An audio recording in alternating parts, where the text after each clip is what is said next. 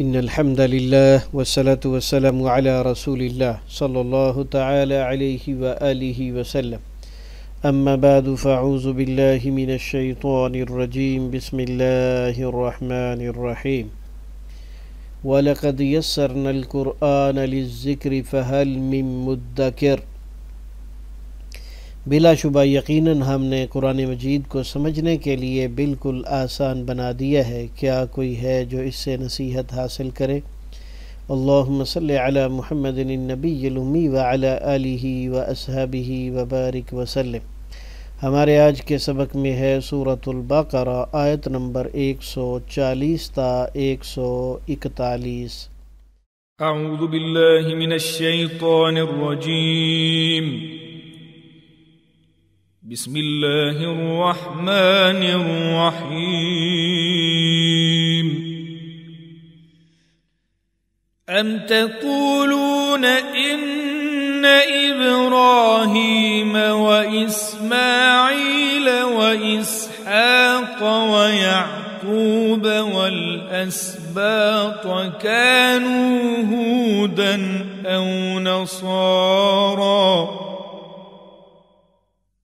قل أأنتم أعلم أم الله ومن أظلم ممن كتم شهادة عنده من الله وما الله بغافل عما تعملون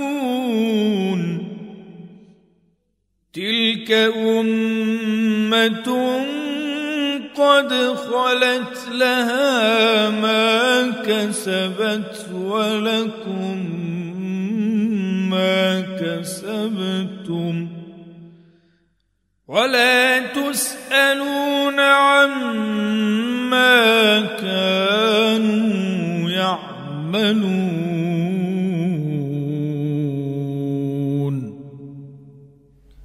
اللہ تعالیٰ فرماتے ہیں، اعوذ باللہ من الشیطان الرجیم، بسم اللہ الرحمن الرحیم۔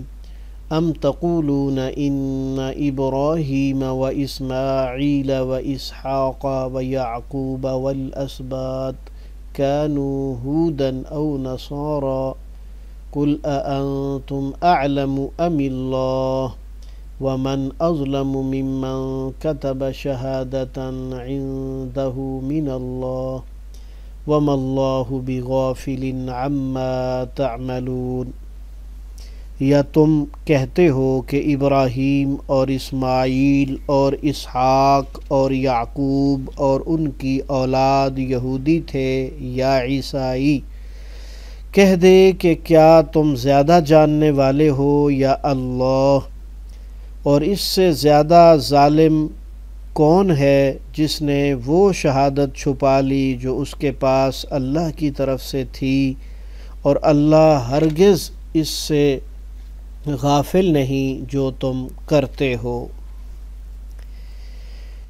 یہودیت اپنے موجودہ نظریات و عقائد کے مطابق موسیٰ علیہ السلام کے بہت بعد، اور نصرانیت اپنے مخصوص نظریات و عقائد کے مطابق عیسیٰ علیہ السلام کے بہت بعد وجود میں آئی۔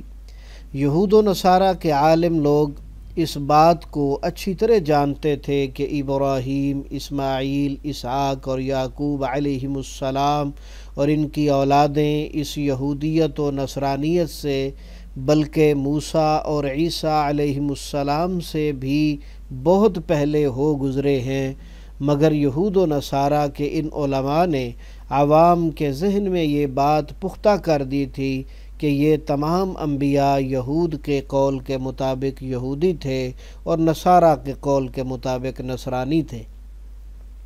اس آیت میں اللہ تعالیٰ نے علماء یہود و نصارہ کی اس بددیانتی کو ظاہر فرمایا ہے اور شہادت چھپانے کے مجرم قرار دے کر سب سے بڑا ظالم قرار دیا ہے۔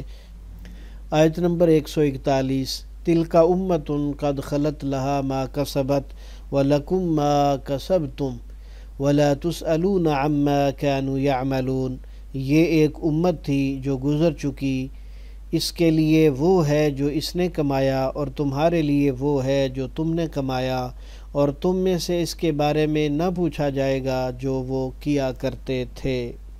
اس آیت میں دوبارہ تنبیہ فرمائی کہ نجات کا تعلق تو اپنی کمائی اور اپنے عمل پر ہے۔ اگر نجات چاہتے ہو تو ان انبیاء و صالحین کی طرح خود عمل کرو، ورنہ محض ان کی طرف نسبت اور ان کی کرامتیں بیان کرنے سے کچھ حاصل نہ ہوگا۔ سیدنا ابو ہریرہ رضی اللہ تعالیٰ عنہ بیان کرتے ہیں کہ رسول صلی اللہ علیہ وسلم نے فرمایا، من بطأ بہ عملہ لم یسر بہ نسبہ۔ یہ حدیث صحیح مسلم میں کتاب الذکر والدعاء باب فضل الاجتماع حدیث نمبر 2699 میں رسول صلی اللہ علیہ وسلم نے فرمایا، جس کے عمل نے اسے پیچھے رکھا اس کا نسب اسے آگے نہیں بڑھا سکتا۔ تو یعنی کامیابی اور کامرانی کے لیے عمل اور شریعت کے مطہرہ کو قبول کر کے اس کے مطابق زندگی گزارنا انتہائی ضروری ہے، صرف باتوں سے بات نہیں بنے گی۔ آئیے اب ہم اس کے ترجمہ کو سمجھنے کی کوشش کرتے ہیں۔ ہم پڑھ رہے ہیں مصباح القرآن۔ پہلا اسلوب ترجمہ قرآن بذریعہ علامات۔ ام تقولون، کیا تم سب کہتے ہو۔ ام جو ہے عام طور پر اس کا ترجمہ کیا ہوتا ہے جب یہ آغاز کلام میں آئے، اور اگر یہ درمیان میں آئے تو پھر اس کا ترجمہ یا کیا جاتا ہے۔ اور تقولون جو ہے یہ تا کا معنی تم اور وون کا معنی سب، باقی لفظ قول ہے۔ قول اقوال مقولہ اور اقوال زرعی اردو میں بولا جاتا ہے۔ انا بے شک یہ تاکید کے لیے آتا ہے، کلام کی پختگی کو ظاہر کرتا ہے۔ جب بھی آئے گا ترجمہ بے شک، ابراہیم اللہ تعالیٰ کے پیغمبر ہیں، و اسماعیل اور اسماعیل بھی پیغمبر ہیں اور یہ ابراہیم علیہ السلام کے بیٹے ہیں، اور اسحاق بھی ابراہیم علیہ السلام کے بیٹے ہیں، ہاں جی، و یعقوب، اور پھر آگے اسحاق کے بیٹے یعقوب ہیں، والاسباط اور ان کی اولادیں، کانو سب تھے، ہودن یہودی، او نصارا یا نصرانی یعنی عیسائی۔ کل آپ کہہ دیجئے، انتم کیا تم، اعلم زیادہ جانتے ہو۔ اعلم کے شروع میں جو حمزہ ہے یہ صفت کے معنی میں زیادتی پیدا کرنے کے لیے آتا ہے، جیسے اللہ اکبر، اللہ سب سے بڑا ہے۔ اعلم زیادہ جانتے ہو، کیا تم زیادہ جانتے ہو، ام اللہ یا اللہ زیادہ جانتا ہے، ومن ازلم اور کون بڑا ظالم ہے۔ یہ من جو ہے اس کا ترجمہ کون کس بھی ہوتا ہے، جو جس بھی ہوتا ہے، یہاں اس کا معنی کون ہے۔ ازلم بڑا ظالم ہے، عالم اور اکبر کی طرح ازلم بڑا ظالم ہے، ممن اس سے جو، یہ من پلس من دو چیزیں ہیں، دو حروف ہیں، تو من کا معنی سے اور من کا معنی جو۔ من کے معنی آپ کو بتائے ہیں، جو جس کون کس دونوں ترجمے ہوتے ہیں۔ کتما چھپائے، کتمان علم کتمان حق اردو میں بولا جاتا ہے، شہادتاً گواہی، اندہ اس کے پاس ہو، من اللہ اللہ تعالیٰ کی طرف سے، وم اللہ اور نہیں ہے اللہ، ما کے معنی جو جس اور کیا کس اور نہیں نہ بھی استعمال ہوتا ہے، یہاں اس کا معنی نہیں ہے۔ وم اللہ اور نہیں ہے اللہ بغافل ہرگز غافل۔ تو نفی کے بعد جب اسم کے شروع میں بھی آ جائے تو تاکید کا مفہوم ہوتا ہے، اس لیے اس کے ترجمے میں لفظ ہرگز کا استعمال کیا گیا ہے۔ عما اس سے جو، عن پلس ما، ان کا معنی سے، ما کا معنی جو، اور تعملون عمل سے نکلا، عمل عامل معمول تعمیل آپ بولتے ہیں، تا کا معنی تم اور ونون کا معنی سب، باقی لفظ عمل ہے، عمل اعمال اس کی جمع بھی بولی جاتی ہے، تعملون تم سب عمل کرتے ہو۔ تل کا وہ، امتن ایک امت تھی، امت کا لفظ گولتا کی وجہ سے مؤنث ہے اور اس کی طرف اشارہ کرنے کے لیے تل کا استعمال ہوا ہے۔ تل کا بھی مؤنث کے لیے استعمال ہوتا ہے، ترجمہ وہ ہے، قد یقیناً خلط گزر چکی، اس کا اشارہ بھی امتن کے لفظ کی طرف ہے، اس لیے خلط فعل مؤنث آیا ہے، تا ساکن مؤنث کی علامت ہے۔ لہا اس کے لیے، وما لہا اس کے لیے، ما جو کسبت اس نے کمایا، کسب حلال کسبی اور واہ بھی اردو میں بولا جاتا ہے، وَلَكُمْ اور تمہارے لیے ما کسبتم جو تم نے کمایا، کسبتم کے آخر میں جو تم علامت ہے جمع مذکر کی علامت ہے، ہم کم تم، تین علامتوں کا گروپ آپ نے پڑھا ہوا ہے، ترجمہ تم نے ہے اور یہ فعل ماضی کے آخر میں آنے والی علامات میں سے ہے۔ وَلَا تُسْأَلُونَ اور نہیں تم سب پوچھے جاؤ گے، سوال کیے جاؤ گے، یا تا حمزہ نون پر پیش اور آخر سے پہلے زبر جو کہ حمزہ کے اوپر زبر ہے، تو اس کا معنی تم کیے جاتے ہو یا کیے جاؤ گے۔ تسالون تم سب پوچھے جاتے ہو یا پوچھے جاؤ گے، عما اس کے بارے میں جو کانو وہ سب تھے، یعملون وہ سب عمل کرتے، یا کا معنی وہ نون کا معنی سب، اصل لفظ عمل ہے، عمل عامل معمول تعمیل معمولات، بہت سارے الفاظ ہماری زبان میں بولے اور استعمال کیے جاتے ہیں۔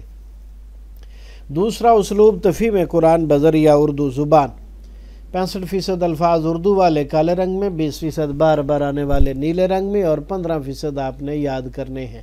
ام کا معنی کیا، تقولون تم سب کہتے ہو، قول اقوال مقولہ اقوال ذری، انا بے شک ابراہیم علیہ السلام اور اسماعیل اور اسحاق علیہ السلام اور یعقوب علیہ السلام والاسباط اور ان کی اولادیں، کانو تھے، ہودن یہودی او نصارہ یا عیسائی، کل آپ کہہ دیجئے انتم کیا تم اعلم زیادہ جانتے ہو ام اللہ یا اللہ زیادہ جانتا ہے۔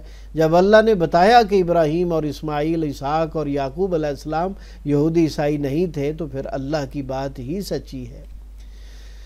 ومن ازلم اور کون بڑا ظالم ہے، ممن اس شخص سے جو کتم چھپائے، کتمان علم کتمان حق، شہادتاً گواہی، عندہ جو اس کے پاس ہے، من اللہ اللہ کی طرف سے، یعنی علمی طور پر وہ جانتا ہے کہ ابراہیم علیہ السلام اور ان کی اولاد یہودی نہیں تھے اور وہ پھر بھی کہتا ہے تو یہ بہت بڑا ظلم ہے۔